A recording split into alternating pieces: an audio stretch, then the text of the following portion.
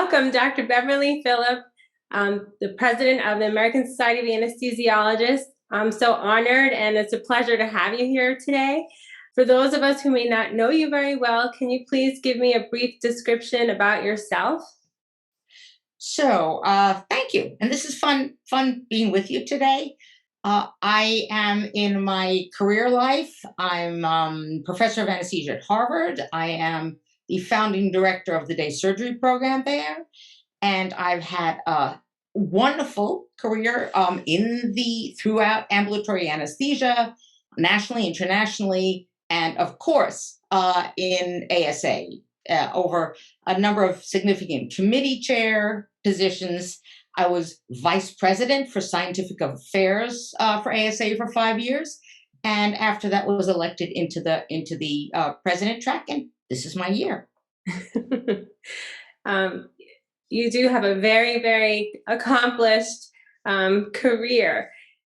And how do we help those people who kind of feel like I'm becoming stagnant, and maybe because opportunities don't present, or maybe because the leadership that's available at their institution may not helpful.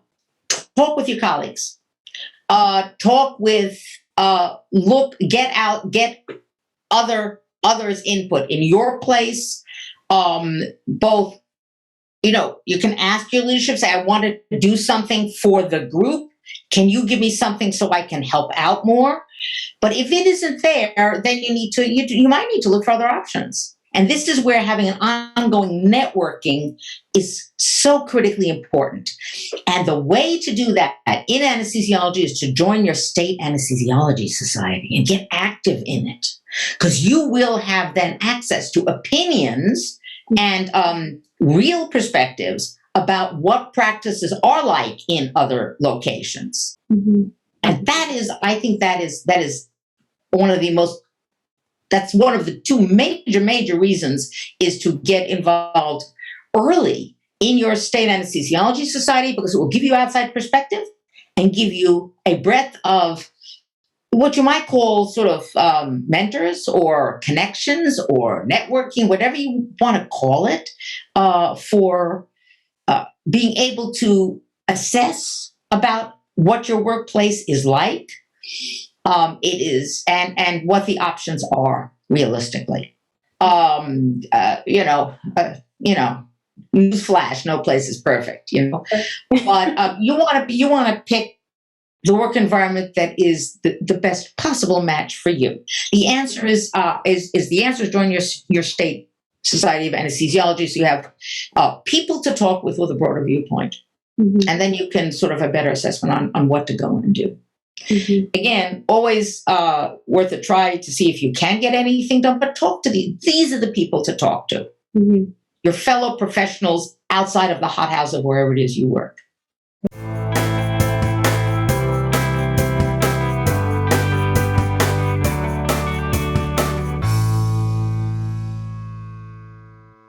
How do you balance all of your time to do all of these things? I think the concept of work-life balance is inherently sabotage, mm-hmm. because it carries with it the implication that I'm going to have to give something up that I want no matter what. Mm-hmm. And that's self-sabotage. So I think the fact that I'm going to have to lose things is fundamentally off base. Mm-hmm. What I think is much more self-preservation, fun, makes it okay, is that I am a huge fan of identifying your personal priorities. Mm-hmm. You need to sit down and decide this year, what's really important to me? And, you make a list and you prioritize the list, and you spend most of your time on number one and some of your time on number two. But if you have to make decisions, now you have a conscious framework on what really matters to you this year. And if you don't get to number three, you say, well, wait, stop expecting too much of yourself. You said that you wanted to focus on the other things. Mhm. The other important part of that is to do that yearly, at least yearly, because where you are in life changes every year, Mhm. and it changes. I mean, it was so. The answer is prioritize and commit your time in order, because then you're not. Then the regrets go away because you have decided this. So at some points, it's your career. At some points, it may not be your career. I don't know if career has really ever been number one. I don't know that really. So I have to tell you, even with kids, number one was my husband, Mhm. because I wanted to keep him after the kids grow up. Right? And your children are with you for what, 18 years? Maybe. More, a little less. But then where do you want to be? So the priorities are on the year level, but you want to have some sort of vision of what you want to be when you grow up. I'm not done growing up either yet. Don't worry about it. It's, I'm going. But sort of where do you see yourself down the line? Yeah. And the thing that I really wanted, that was my number one priority, is to do the best I can to be with my husband. We were in the same class in medical school and married then. So this has been many decades of marriage, and it is, and of course we both work at it. But even with small kids, my husband was number one and my kids were number two. Mhm. You're tired, you're angry, you're annoyed, but he's number one.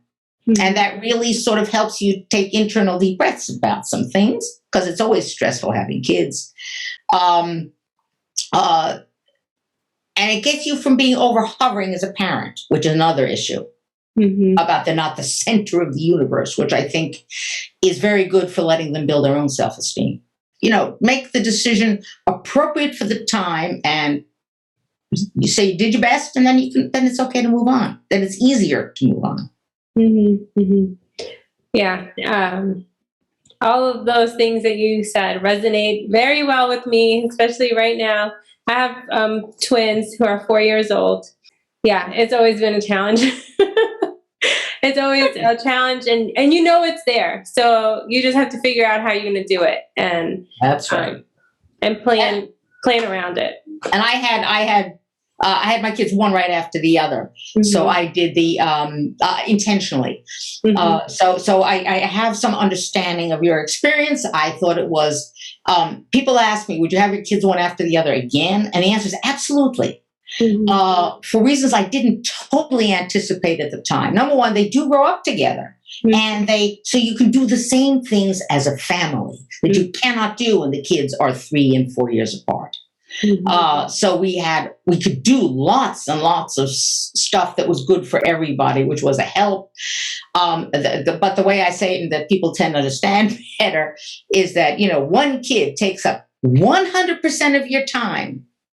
2 kids takes up no more than 100% of your time. What are your family values? Mhm. And it's about, and this whole thing is a matter of mutual respect, really. As you get older, is that everybody's priorities matter, and you have to find a way together to get most of us mostly happy most of the time.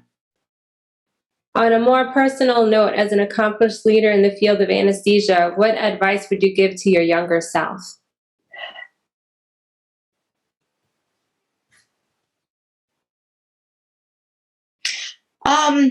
Not much. No. Not in an arrogant sense. Is that I am comfortable that I have learned to look at how I'm doing things, and in an evolving way, looking at the self-analysis as a way to improve. So that, I think, was one of the real core things. Is this is sort of an internal internalizing and intentionalizing what I want to do. I came with the ability to do that, and as I got obstacle after obstacle, I learned to trust what I was saying to myself. Mhm. So I think that's sort of the other part of it, that I fortunately had a reasonably good sense of, someone said something, I said, that just doesn't hold water. That just doesn't make sense. That's just, I know they say it's right, but it's just not. And to learn to listen, to have an active discussion inside of you on what do I really want? I think that's it. To learn to find out by sort of internal discussions who you are. I mean, if you have people to talk this over with, that's great, but it's not necessary. In closing, any words of advice that you would like to give to the people who are maybe entering anesthesia, starting out in their career? Have fun. I mean, that's really, really it. Find the part of this profession that makes you passionate and do it with passion. Have fun. Well, thank you so much for your time. I've learned a lot. It's been fantastic talking to you. It's been a great conversation. My pleasure as well. It has been a great conversation. There's so much positive future available for us. Yeah. Thank you. Thank you.